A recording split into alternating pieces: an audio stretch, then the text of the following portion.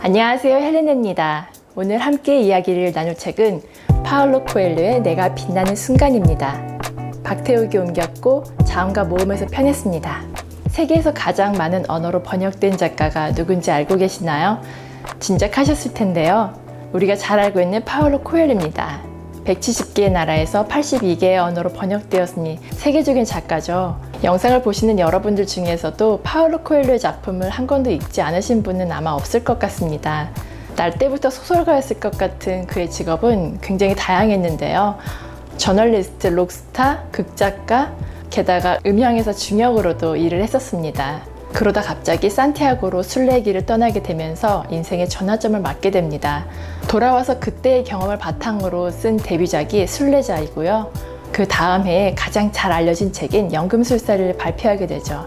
이 연금술사 덕분에 한 권의 책이 가장 많은 언어로 번역된 작가로 기네스북에 등재되었고요.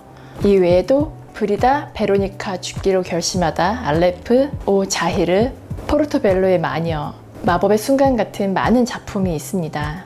이 책을 번역한 박태욱 작가님은 파울로 코엘료에 대해 이렇게 말했는데요. 파울로 코엘료는 북극성이다. 가야 할 길을 알려주니까. 그러게요. 좋은 작가는 우리에게 별과 같은 존재입니다. 파울로 코엘료가 새로운 책을 낼 때마다 이번에는 어떤 이야기를 할까 자동적으로 기대하게 됩니다. 이번 책은 요즘 트렌드에 맞게 짧은 문장과 신선한 일러스트로 구성되어 있는데요. 이른이 넘은 나이에도 어쩜 이런 젊은 감성과 재치가 가득한 글을 쓸 수 있는지 놀랍기만 합니다. 단순해 보이지만 속은 지혜로 꽉 찬 그의 글을 읽으면서 책을 읽는 시간보다 생각에 잠기는 시간이 훨씬 더 길었던 것 같습니다. 먼저 목차를 보시면요. 1장, 나를 믿고 한 걸음 앞으로. 2장, 오늘의 마음을 소중하게 돌보며. 3장, 나에서 우리가 되는 연습. 4장, 사소한 순간이 쌓이면 멋진 마법이 된다. 모두 4장으로 구성되어 있고 각 장마다 30개에서 40개 정도의 작은 글들이 담겨 있습니다. 전체적인 주제는 나를 사랑하라는 건데요. 에이, 나를 사랑하지 않는 사람이 어딨어 라고 말씀하실 수 있는데 살다 보면 내가 먼저가 아닐 때도 있습니다. 그리고 나를 잊고 살아갈 때도 있어요. 책장을 넘길 때마다 내가 잊고 있었던 나의 모습을 떠올리게 됐고요. 저에 대한 사랑과 용기를 북돋아주게 되더라고요. 첫 장을 펼치면 두렵습니까? 그럼 하지 마세요. 결심했습니까? 그럼 두려워하지 마세요 라는 문장으로 시작이 되는데요. 두려움을 느끼지 않는 사람은 아무도 없습니다. 그런데 하기로 마음 먹었다면 더 이상 두려워하지 말라는 말이 용기가 됩니다. 계속 두렵다면 그냥 하지 말라는 말은 더 큰 위로가 되고요. 비난받기 싫어서 사람들 기분을 좋게 해주려고 친절하다는 평가를 듣기 위해서 혹시 자신을 깎아내린 적 있으신가요? 어쩔 땐 자기 자신이 남들보다 돋보여서 그게 특별해 보이면 주변 사람들이 불편해할까봐 오히려 평범함에 묻어가려고 하신 경험도 있으실 것 같아요. 세상에는 빛나는 재능도 필요합니다. 모두가 무난하다면 재미없는 세상이 되겠죠. 더 이상 내 안에서 빛나는 재능을 감추지 마시고 마음껏 분출하시기 바랍니다. 운명을 비껴가는 게 가능할까요? 가능은 할 텐데요. 잘못된 선택이 될 수도 있겠죠. 고통을 회피하는 게 가능할까요? 그것도 가능은 할 텐데 결코 아무것도 배우지 못할 거예요. 경험해보지 않고 알 수 있을까요? 요즘 같은 세상에 물론 가능하겠죠. 그렇지만 진정으로 알게 되는 건 아닐 거예요. 파울로 코엘료는 내 앞에 다가오는 것들과 정면 돌파하라고 얘기합니다. 감정에 충실하기. 여전히 울고 싶다면 눈물은 닦지 마세요. 여전히 알고 싶다면 해답에 만족하지 마세요. 아니라고 하고 싶은데 네라고 하지 마세요. 가자라고 하고 싶은데 있자라고 하지 마세요. 저는 이 글이 참 좋더라고요. 여기에서 말하는 것처럼 자신의 감정만큼 소중한 것은 없습니다. 한편으로는 내 감정이 소중한 만큼 타인의 감정도 소중하다는 걸 인지해야겠죠. 그러니까 서로의 감정을 존중하는 게 중요한 거지 억지로 내 생각에 맞추려고 하면 안 된다는 교훈을 얻을 수 있습니다. 미래의 나에게 부끄럽지 않으려면 지금 내가 어떻게 살아가는지 살펴보아야 합니다. 내가 잘 안 되는 이유가 팔자나 주변 사람들 때문이라고 탓할 수는 있어요. 하지만 성공과 실패는 오롯이 자기 자신의 책임입니다. 삶이 불공평하다고 평생 말할 수는 있는데 그럴수록 부질없이 힘만 빼는 거겠죠. 성공하거나 잘 살고 싶다면 자기 자신에게 솔직해져야 합니다. 나를 속이면서 성공하긴 힘들 거예요. 누구보다도 나 자신을 객관적으로 바라볼 수 있어야 미래에도 후회하지 않겠죠. 혼자 있는 시간. 혼자 있는 것을 두려워하지 않는 사람, 무리를 겁내지 않는 사람은 행복한 사람입니다. 항상 눈에 불을 켠 채 뭔가 할 일을 찾거나 뭔가 재미를 찾거나 뭔가 잘잘못을 따지는 사람은 행복할 수 없습니다.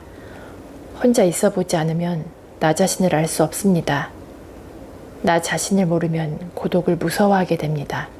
이 글은 제가 쓴 일기 같다는 생각이 들 정도로 제 마음과 일치해서 놀랐습니다.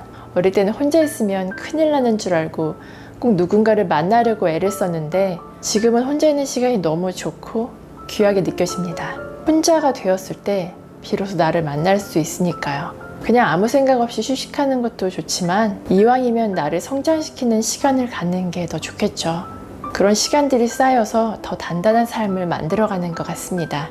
행복을 가로막는 것에는 어떤 것들이 있을까요? 책에서는 과거에 갇혀 사는 것과 다른 사람에 대해서 떠드는 것이라고 나와 있는데요. 과거에 고통스러웠든 아니면 반대로 과거에 잘 나갔든 이미 지나간 시간들이기 때문에 지금의 행복과는 상관이 없습니다. 과거를 계속 붙잡고 있다 보면 현재를 만끽하지 못하고 흘려보내게 되겠죠. 그럼 또 흘러간 현재는 곧바로 과거가 되고 말 거예요. 다른 사람들에 대해 떠드는 걸 습관적으로 하는 사람들이 있어요. 그게 험담이든 질투 섞인 말이든 칭찬이 아니고서야 말하는 사람에겐 아무 도움이 되지 않겠죠.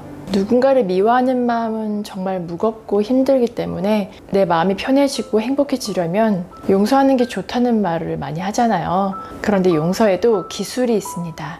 용서는 하되 잊지는 말아야 합니다. 그렇지 않으면 또 다치게 되니까요. 용서를 하면 사람과 세상을 다르게 볼 수 있지만 잊어버리면 남는 게 없습니다. 같은 상처를 받지 않기 위해서 기억하고 있어야 하는 거죠. 그런 의미에서 나를 지켜줄 사람은 오직 나 자신뿐입니다. 누군가 나를 공격하면 나도 그 사람을 공격해야 합니다. 언젠가 용서하더라도 말이에요. 대응하지 않고 참아주는 걸 관용이라고 생각하면 그건 자신을 방치하는 거고 그저 만만한 사람이 될 뿐입니다.